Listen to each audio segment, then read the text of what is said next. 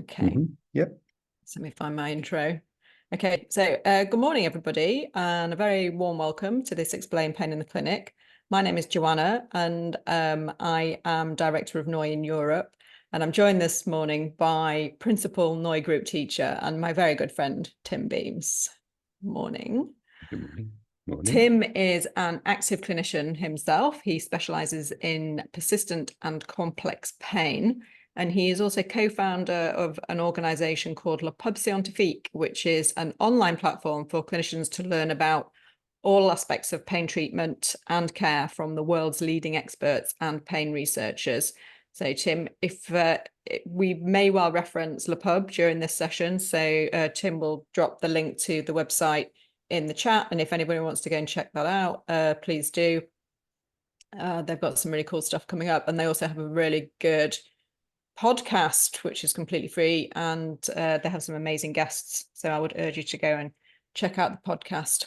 So this morning, this session, for those of you that have been on these before, you know what to expect. But for anybody that's new, just to let you know that these sessions are designed to supplement and refresh anything. If you've been on an Explain Pain course, they will help you to refresh what you learned on the core course. And if you haven't done Explain Pain course, it'll give you a little taster of what you might expect on the course. So Tim will be talking for about 20 minutes. If you have any questions, please put them in the Q&A or chat, and we'll keep an eye on those, and then we can answer the questions as and when they come up. I would just suggest that if you have a question, put it in there straight away, because we often run out of time at the end. So please drop them in there. Thank you. Today we're talking about navigating the question, excuse me, are you saying it's all in my head? So Tim, would you like to just tell us what you're thinking you're going to talk about here today around this question? Yeah. So although, and I've got our colleague Bart as well here, we've just been talking about whether this comes up with our patients now, but certainly in the past, I will have been met with that statement, which on one level makes me think about societal understanding of pain, and also then the individual's understanding, and then things like whether or not someone's been listening or hearing about what they're experiencing, and things like validation fit here. We've talked about validation in the past, but it's so important. And then navigating perhaps some experiential opportunities, so offering back some insight into whether or not the brain or how the brain might be involved in an experience. So yeah, that's kind of what I'm thinking at the moment. Okay, so if a patient were to say that to you, how would you meet the patient? What would be your initial response to if they said that? If someone says that, it's, I suppose, the first thing I'm just interested that's something that they come to you with, and then I'm thinking about both me and my communication, but I'm also wondering about what they mean by that. So I would typically ask someone, what do you mean by that? Or, oh, that's really interesting. And because we can make such easy assumptions here, can't we, about what they're saying? But until we've asked that question, we don't know for sure. But having talked to enough people, something that regularly comes back is about whether or not we believe them.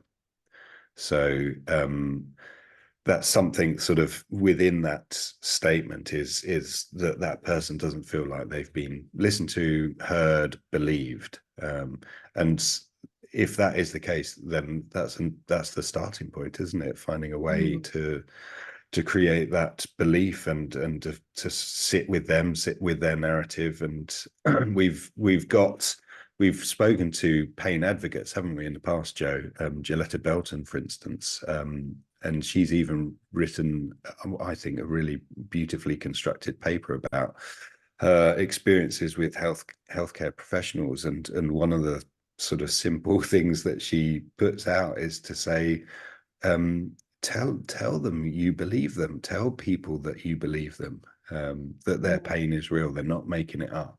And it can be a really powerful thing to do that. Do you think if somebody comes to you, I mean, obviously it would depend if they were new to you and had come out of a different system, or that they'd been working with you. Um, Mm. how would you sort of address their prior experience? If say they were new and they were coming to you, say, and they were listening to what you had said, and they go, oh, you saying things sort of in my head based on things that had happened before. How would you address that sort of the preconception that somebody was coming with? Yeah, well, I guess that it depends on what that really means, doesn't it? It's all in the head often means in English, it's often that you're making it up. So it's not a great place to start, is it? No. So yeah, and again, that depends, and I think we've talked about again in the past about medicine and psychology and the separation and the sort of dualistic split of mind and body, and how that sort of perforates societal understanding of pain, and that isn't how everybody sees it, but that's how some people see it. Mm. So yeah, I think just getting on the same page as someone is the starting point. And then with some of that discussion, you have an opportunity to ask about whether or not someone has felt heard and felt believed. And in fact, I've been working with someone this week where the experience that she's had is that she hasn't felt like she's been supported and listened to, and that her experience hasn't necessarily been validated, not by healthcare professionals, but by her family. So this is like an ideal opportunity then for us to start to begin to see how that could change. And some of the time that I spend with people will be talking about how to engage their family and talk about things and open up Mm. discussion, because it's so important, isn't it? It's not just healthcare professionals, but it's about the whole support structure that people have. Mm. And it's, yes, it's not easy, is it? You can't suddenly just say to someone, but you can certainly open up some discussion with their family or work, or whatever it will be that someone's felt unheard or unlistened to. How might you support somebody in so I've got two questions here. So practically, how do you make somebody feel heard and believed? Um, as we said, like Joe Belton's, Gilletta Belton's comment about just saying, I believe you, your pain is real. It can be something as powerful as that. Right. And validation comes in a number of different forms. You can demonstrate validation by sharing back some of the story that you've heard, so that you can make it very clear that you have been listening to them. Mm. And then there might be a deeper levels of validation as well, because something that you might feel is frustration that Mm. someone has gone through whatever they've been going through, their experience, and not being listened to, or not being heard, not being believed. It can be really frustrating, actually. Mm. So not just for them, but for us. And you can share that back and say, I'm feeling frustrated and annoyed and angry that you've gone through this. I can only imagine what it might be like for Mm. you. So I'm really, really sorry that this has been your experience so far. Let's do better. Mm. And then that really gives us somewhere to work from. So yeah, and I think that there's a separate side of this, which is then that that it could be about believability, but it could be that the literal understanding of what about pain and why someone might be experiencing pain comes in as well. Mm. And that again affords you a chance to explore that with them. So instead of assuming, Mm. find out, why is it that you feel you're in pain? Or Mm. have you got your own ideas, your own, if you were your own doctor, or if you were going to see yourself, how would you best understand what you're experiencing? And the brain might be a really powerful part of that. So it might be fairly easy to introduce if you want the brain as a topic, or it might take a little bit more groundwork. And Mm. again, that's an individual thing. One part of the description of what we're going to talk about today was talking about opportunities for experiential learning, to help people to understand that their thoughts and feelings can influence the physical Yeah. sensations. What sort of suggestions, ideas, or around that? Well, I think every single person will know this intuitively, but they don't necessarily connect those parts together in an experience. So it's just bringing realization to the knowledge that they already have. So Mm. you know, if you, for instance, you've got daughters going through exams, just the expectation of sitting an exam changes what you experience in your body. Yeah. Yeah, and that would be that would be true for experiences that you are excited about or a bit worried about. That it is a felt experience, so your thoughts absolutely generate some change within your body. Mm. And so bringing that to the fore, you know, bringing someone's experiences out instead of us always coming up with the answers, it's helpful to work with them. But then there are times when we might need to lead it a little bit more as well. So Mm. I actually have a couple of ways that I would do that, which would be things like imagery exercises. I think work quite nicely here. So can you bring to mind someone that you love and you hold really dearly, and picture them and notice how you feel in yourself when you bring them to mind. So that Mm. might be one way of bringing a realization of, well, it's just an imagined exercise, and you just bring, but you have a felt experience when you're doing it. There are other ways of doing that as well. Joe, try this. Imagine you are chopping some lemon for your gin and tonic later. And you think, oh, I'll have a bite into that lemon. So, you know, grab your lemon, put it in your mouth, and chew it away, and notice what you feel when you do that. I can feel it in my whole body. My You whole can body feel it. just went like tight, and My Yeah, I'm doing the same thing, and I can feel it in face my jaw. contorts, body contorts, doesn't it? And you Yeah, can almost taste it, the sourness. exactly. Exactly. So unless you've got aphantasia, which obviously would be a problem here, but assuming you have the ability to bring to mind some sort of, you know, an imagined thing, then we've got opportunities to then create experiential learning. So the ability Okay. to notice how just thinking about something can change how our bodies feel. So I'm Um, really interested because I'm not clinical, and so I come at this from a very basic standpoint. So having that experience, how does that help me as the patient? How do you help the patient to make the connection between, oh yeah, I can feel that my body has a reaction to imagining or visualizing something, but then how do you guide the patient to then overlay that onto their pain experience?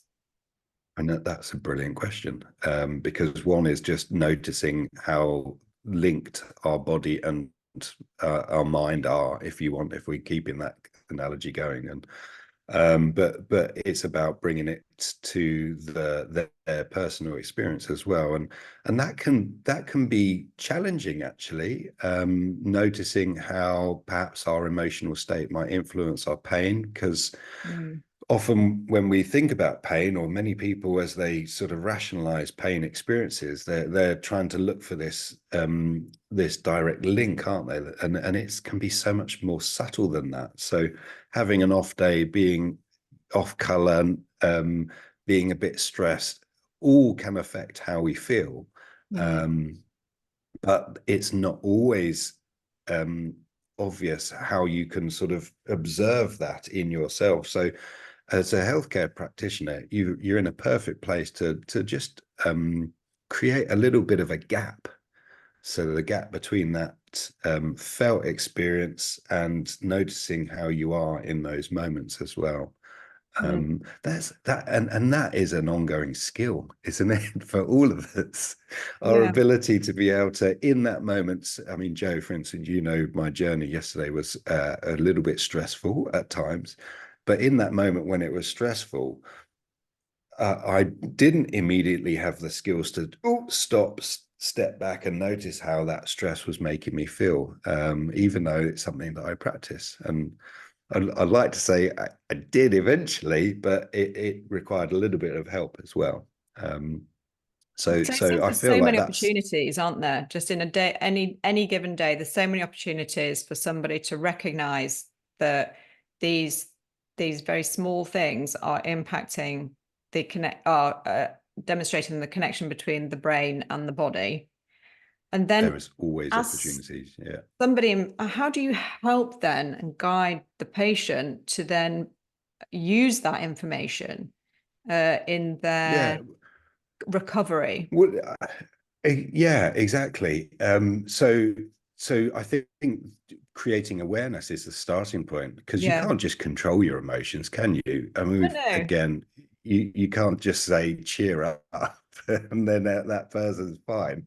But you can create the opportunity to notice how, when you do feel down, or when you are worried or anxious, and that does have a influence on your body. So then can we create opportunities where either we notice and we can sort of let go, so the process of acceptance, or can we cultivate opportunities when, for instance, we feel great in our body, we feel nourished as well. So Mm. creating those experiences where we offer some balance. I don't, but again, I'm sort of minded of, like in that moment, in that crisis, if you want, it can be so mega, can't it? And it does, sometimes it takes a bit of time to sort of step back, take a bit of pressure off yourself as well. And that in itself, it takes some time.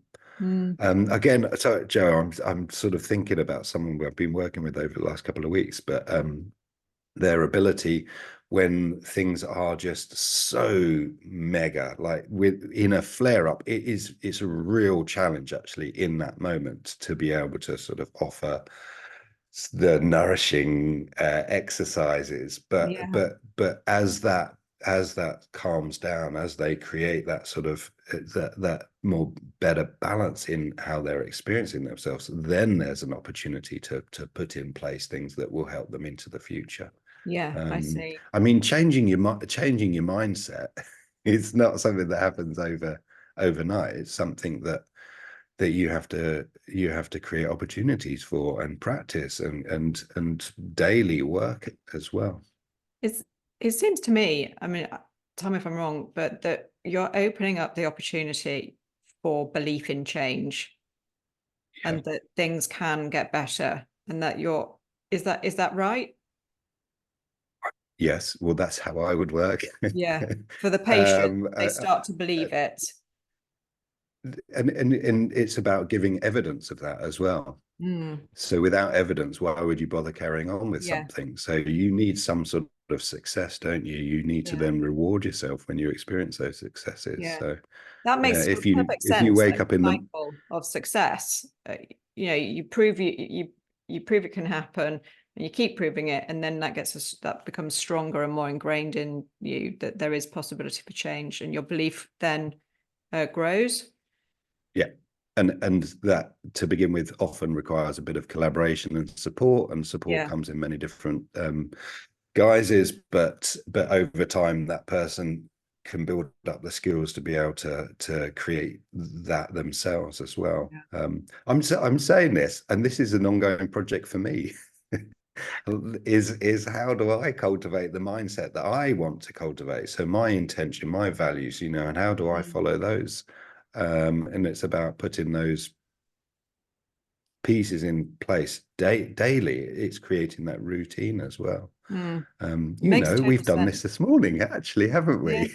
we? We're waking up and we're setting our intentions, and how do I want to follow these intentions as I go forward? What would Yeah. I need to do? What actions would I need to take in order for that to be possible? And you can't force it, but you can create the possibility that it will happen. Do you see intention setting as part of this process, and do you actually do it with your patients? Yes. Cool. Yeah, and that's again, it comes back to why someone might seek some help. Is it's often interfering with their life and the things that they want to do, and finding out what that is, whether bringing back the sense that I'm living a life worth living is important. Right. Thanks, Tim. We have a question from Di, and she says, how would you enable someone who's experiencing pain to see their pain as more than a physical structural problem that may lead to dire consequences, i.e., that there's something wrong and it's going to get worse? So how do you enable someone to see their pain as more than just a physical, to have more than just a physical cause? Yeah. Well, the first thing is, if someone is very sort of linear, black and white, physical or mental, then the first thing I would be thinking is I need to move towards their understanding. And if someone sees their pain purely as a physical problem, then I can understand why they might be thinking that. Given their understanding of the world and pain, then let's sit there and let's figure that out. So it might be something like they've been given evidence, and they might have multiple levels of evidence of there being a physical problem there. I mean, we're just bombarded by these, aren't we? If someone has back pain, if they went online, they would be able to see evidence of back pain being a structural problem, a physical problem, in that when they move, they experience their pain. So there's a physicality to it. They might have been given some physical examination by you, and that just validates that physical experience. So coming back to Di's question, I mean, to begin with, I would just be trying to meet them at their story and say, well, yes, of course, it absolutely looks like a physical problem. Could it be more than that, though? And that might take a bit of time, and that ability to be able to recognize, check in. I mean, I do exercises where I'm asking people to step back from that moment to moment experience that they have of checking in with themselves, because noticing how, for instance, your emotional state influences your pain, you might need to see how you are over a week or a month or even longer than that, because there isn't such a distinct, tight relationship, or it's not as easy to see to begin with. Although many people will know this, if you're at work and you're stressed about meeting a deadline, you might notice that your pain is worse or worse afterwards. Sometimes people find that distraction can be helpful, but they will be aware of that, and it's about having the skills to be able to bring awareness to those experiences. Thanks, Did Tim. I answer that question? I think so.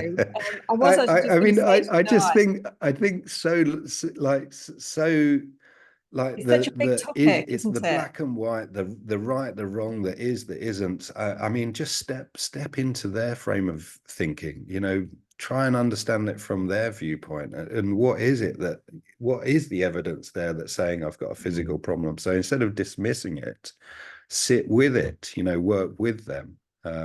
Whether that ultimately, and I think this will be in part what the question is about, is having that belief, is that actually helpful in the longer run, is another matter. And then that is a beautiful question to just drop in there.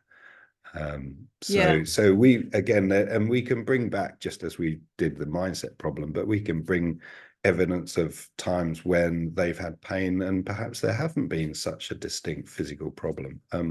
I have lots of little exercises that I do, but I'm always amazed with how painful a paper cut can be. And I've just got one, and it's right in, the nail bit. Oh, like right yeah, between yeah, the nail of the finger. Like, why is it that that particular point is so much more painful than anywhere else? Well, that I don't know, maybe in between the lips or whatever.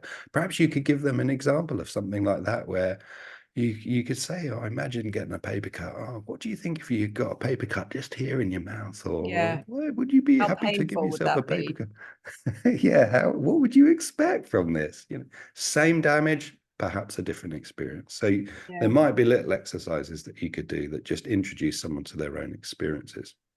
I would just say, Di, that if you go on to the Le Pub Scientifique onto the social media, and I know this because I help them with their social media, but they've had some guests on talking about that very subject. And the question, it's in the socials, and it's how do I help patients to overcome biomedical thinking? And there's lots of little carousels that give you some really nice little practical suggestions from a variety of different experts that they've had that they've been interviewing. So check out Le Pub.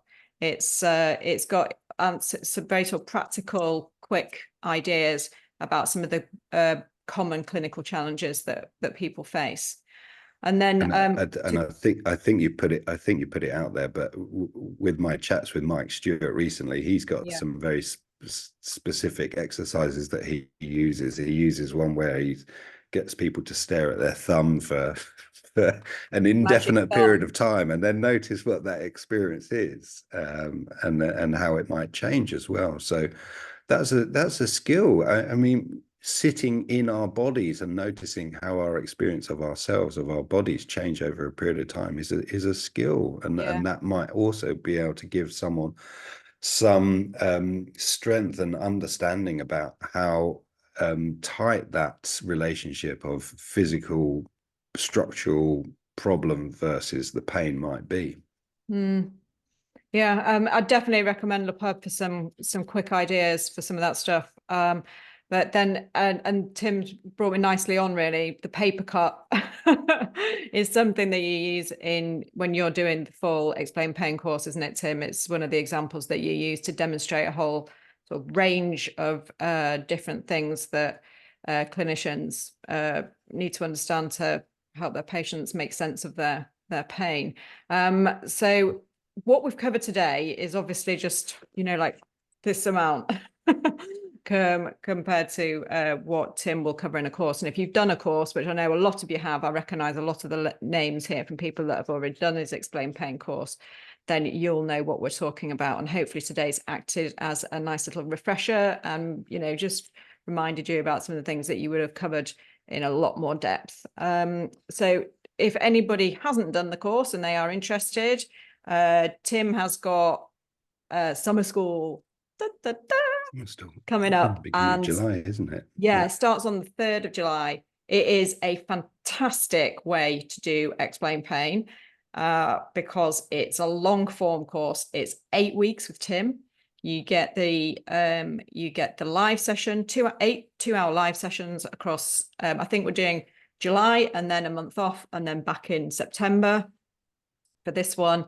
And it's such a great opportunity to spend some time with Tim being mentored, because you get the input, then you go away, you can practice, come back with your feedback, you can chat with Tim, you can chat with the other people in the group, and it's just such an in-depth way and really flexible. All the sessions are recorded on that as well, so Yeah. you can watch it whenever it fits in around your holidays, etc. So it's a great way, and the last 2 years we've completely sold out. So if anybody is interested in that, we launched it about 10 days ago, and if you're interested, I'll drop the link to that into the chat just whilst Tim, could you just give people a little idea of what to expect if they were interested in doing the summer school course with you? And I'll just What pop to the link. expect, that you'll meet other people in the same position as you. We can share experiences of working with our clients and of trying out the exercises. You will have an opportunity to read some of the literature. So Gilletta Belton's paper, maybe we could put out there, and we'll talk about that, introduce you to some of the exciting science. One of the great things with Le Pub is I get to talk with the researchers and the clinicians. So typically what happens is the person that's I've spoken to last, I want to sort of feed some of that back as well. So it's a very dynamic course where where it will have practical relevance, where you'll be able to try things out, get some feedback, share your experiences, and like I said, connect with others as well. Yeah, Yeah, yeah, I it's a like great way to do it. I like the format. It's true to an educational process, where if you're doing a course in 2 days, let's say you do a weekend course, that's awesome, but it doesn't give you time to bed in knowledge and learning. So being able to see each other over a long period of time really does that. So Yeah, it's a really nice thing for me as well, because I can see people change over time, which is great. yeah. So if anybody's interested, the link's in the chat. And we'd love to have you join that. But to everybody else, it's just wonderful that you've joined us again live. We have some really amazing clinicians who turn up week after week, and it's just great. We have such a lovely connection with people on these lives. We really enjoy doing them. So well, we shall wrap up there and wish you all well. I hope you have a good rest of the week, and we shall see you again really soon. Take care, guys. Thanks very much. Thanks very Bye, much. Bye Marie. bye. See you Friday. Thanks very much, Noreen. Bye-bye.